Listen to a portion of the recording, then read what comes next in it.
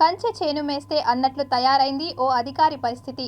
అక్రమాలను అరికట్టాల్సిన అధికారి తప్పుడు చిరునామాతో ఓటరుగా నమోదు కావడం పలు విమర్శలకు తావిస్తోంది. క్షేత్రస్థాయిలో అక్రమాలను అరికట్టే అధికారిగా ఉన్న ఓ వ్యక్తి తప్పుడు చిరునామాతో తాను నివాసమున్న గ్రామంలో ఓటరుగా నమోదు చేసుకున్న ఘటన సత్య ప్రమాణాలకు నిలయమైన కాణిపాకంలో వెలుగుచూసింది.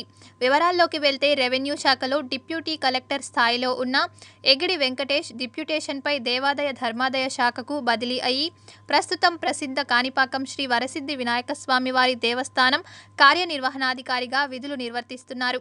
ఈయన ప్రస్తుతం ఈవోగా పనిచేస్తూ దేవస్థానంకి సంబంధించిన అతిథి గృహంలో కుటుంబ సభ్యులతో కలిసి ఉంటున్నారు. ఎన్నికల నిబంధనల మేరకు ఏ వ్యక్తి అయినా తాము కాపురం ఉంటున్న ప్రాంతంలో ఓటరుగా ఉండే హక్కును రాజ్యాంగం కల్పించింది.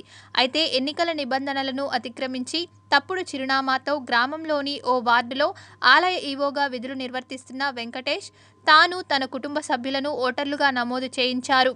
కాణిపాకం గ్రామ పంచాయతీలో 7 వార్డులు ఉండగా 1వ వార్డులో తమ పేర్లను ఓటర్లుగా నమోదు చేసుకున్నాడు. ఈ మేరకు కాణిపాకం గ్రామ పంచాయతీ ఎస్సీ వాడలోని 1-1 నంబర్ ఇంటి అడ్రస్తో ఎగిడి వెంకటేష్ 1378, ఆయన భార్య ఎగిడి విజయ 1377, కుమారుడు వెంకట సుమంత్ కుమార్ 1380 నంబర్తో ఓటర్లుగా నమోదయ్యారు. దేవస్థానంకి సంబంధించిన క్వార్టర్స్లో నివాసం ఉంటూ తప్పుడు చిరునామాతో గ్రామ పంచాయతీ పరిధిలోని ఎస్సీ వాడ చిరునామాతో డిప్యూటీ కలెక్టర్ స్థాయి అధికారి ఓటరుగా నమోదు చేసుకోవడం పట్ల స్థానికులు విస్మయం వ్యక్తం చేస్తున్నారు.